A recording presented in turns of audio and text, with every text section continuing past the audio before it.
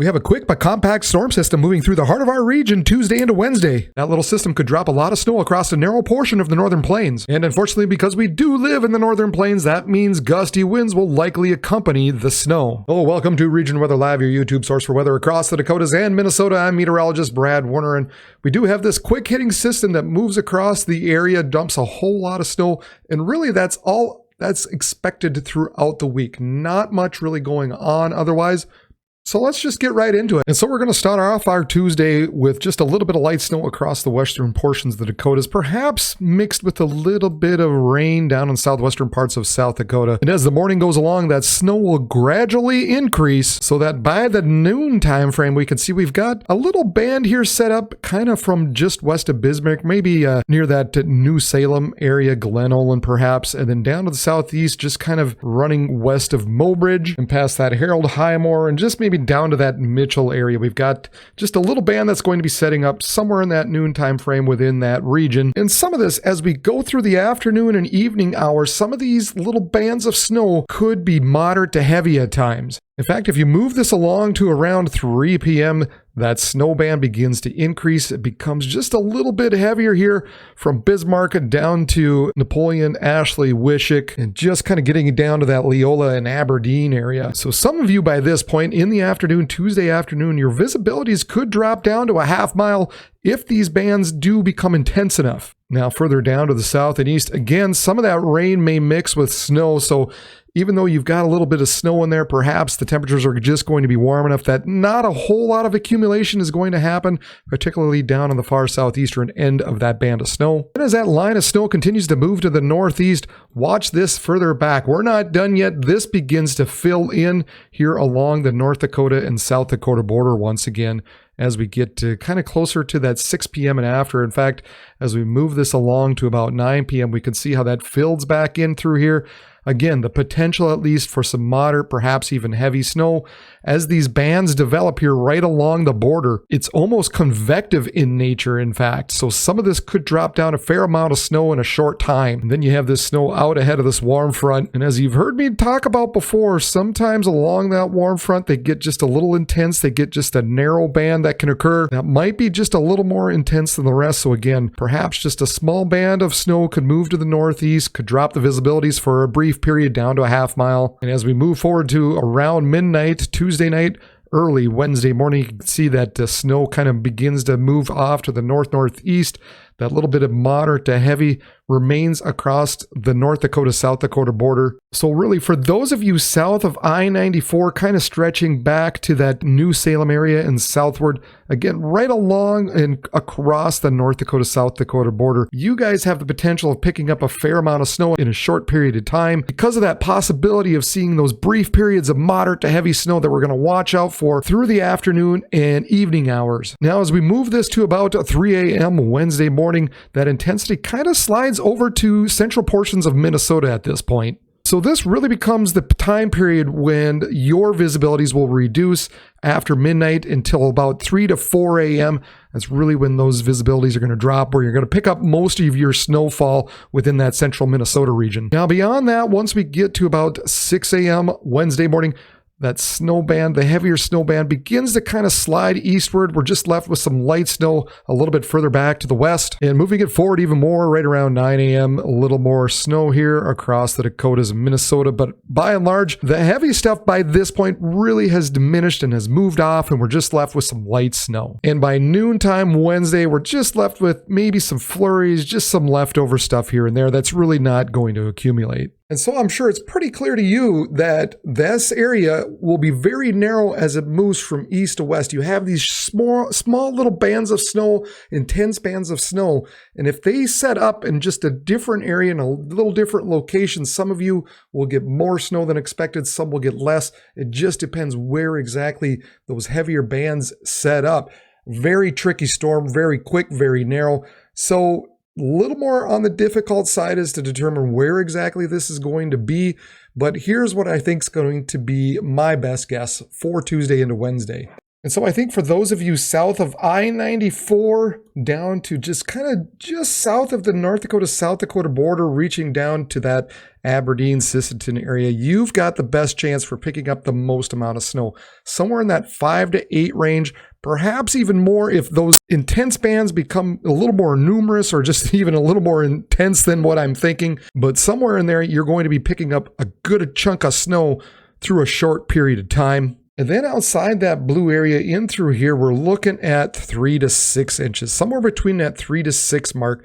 Now, mind you, again, most of you in through here, you're going to be picking up your snow through those overnight hours after midnight till about 4 a.m. or so. And I am a little concerned that this little more intense band, this more blue area, may need to be stretched out a little bit further east if those heavier bands do develop and move more so into Minnesota. So Alexandria, you could pick up a little more than that 3 to 6 inch range, but right now this is kind of what the models are showing. But I'm just a little concerned that there's more to that out ahead of this as we go through the overnight hours. So we'll say there's just a little bit of uncertainty within this region. Now elsewhere, we're just kind of talking for a general 1 to 3 and through here, kind of including that Twin Cities area, up through Hinckley, Duluth, south of Bemidji, including Brainerd, down to Watertown, perhaps just kind of reaching Sioux Falls and just north up here. And then elsewhere, I think there's probably going to be a pretty sharp cutoff in through here. Really within this region, probably a good little cutoff that's going to occur between that 3 to 6 and a trace to 1 inch. Not a whole lot of wiggle room within these regions, but this is the type of storm that will kind of slam the door up to the north and slam the door a little bit to some portions in the south as well. All right, so now mind you, we've got a good chunk of our snow essentially falling within this region. So now we're going to take a look at the wind gusts. Here we are Tuesday afternoon, right around 3 p.m. We've got some 30, 35, maybe even 40 miles per hour across portions where we're going to be expecting some of those stronger snowfalls to occur. By 6 p.m., probably 30 to 35 still within this area. But look at this. We've got some strong westerly winds down in southwestern parts of South Dakota. Thankfully, they're not expecting the snow down there, but they're going to be dealing with some breezy conditions. And really, those of us within the snow band, this wind will be coming out of the east. 9 p.m., that wind, that easterly wind kind of begins to pick up once again, 35, maybe 40 miles per hour. So on top of those heavy bands of snow, you're also going to be dealing with some blowing and drifting as well. By midnight, those winds really ramp up from Bismarck to Jamestown Valley City. So I think through the overnight hours, I-94 probably is going to become a big mess. And it wouldn't surprise me completely if they did shut this down through the overnight hours. Of course, still you've got the strong westerly winds gusting over 50 miles per hour across southern portions of South Dakota. And then after midnight, this is kind of where I said is probably the best chance for seeing more of that stronger, heavier snowfall.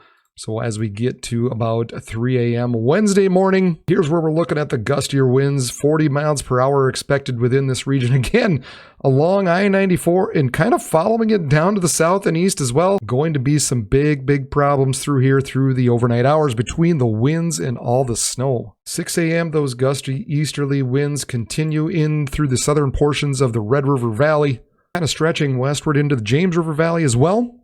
And then beyond that, through the remainder of Wednesday morning, as we get closer to noon, we could see those winds really begin to diminish. And of course, we're also expecting the snowfall to diminish within that time as well. So as we go through the morning, Wednesday morning, things will just generally become better. The winds are going to lighten up, the snow is going to diminish, and by the noon hour, everything should be pretty good. It's just a matter of getting those roads back in order after that. Now, beyond that, we really don't have much on the horizon at all. There's a potential for late Thursday into Thursday night of maybe a little bit of snow into western and central portions of the Dakotas, but not much really expected out of that. And then you can see as we go into the weekend, we've got this system that just wants to clip southeastern portions of Minnesota. At this point, doesn't look like it's going to be a factor. It looks like it's going to stay down to the south and east. But then that's really about it as we finish out the weekend.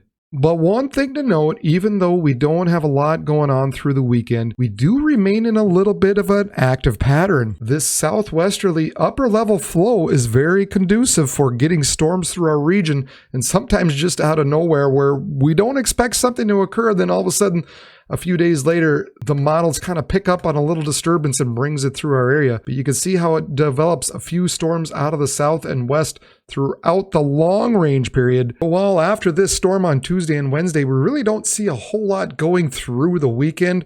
The pattern is such as that chances are we're probably going to be seeing some kind of storm late into the week next week, because that's just kind of the pattern we're in. Now, the good thing about that is it's going to keep the Arctic air further to the north for the most part. We're not really expecting those high temperatures where they only get to near zero for very long anyway. There's the possibility, of course, because we're still in March, obviously, but boy, it doesn't look too bad as we look off into the distant future. All right, so watch out either side of the North Dakota-South Dakota border running through central portions of Minnesota. In fact, I should show you this yet. The National Weather Services here have issued winter weather advisories because of this storm system moving through. They're expecting anywhere from 4 to 6 inches. They're even saying possibly more in some areas, which I do believe is very, very possible in some of these areas. So they have winter weather advisories out, and some of them already start Tuesday morning and last into Wednesday morning. So just watch out through the day on Tuesday going into Tuesday night. And if anybody's got any questions as to particular time and exact timing and exact location of some of this, feel free to leave a comment down below. I would love to answer any questions you might have, because sometimes you just have a specific time and a specific place that you're going to, and I'd be happy to help you out and answer your questions. So feel free to leave a comment down below. Also, as always, hit the like button, hit the thumbs up button, subscribe if you haven't already, join, become a member. Would love to have you as a member. And I don't know what else to say other than stay safe, everybody, tomorrow down and through Dakota, central Minnesota. All right, we'll just leave it at that. How about? For Region Weather Live, I'm meteorologist Brad Warner, and everybody have a good day.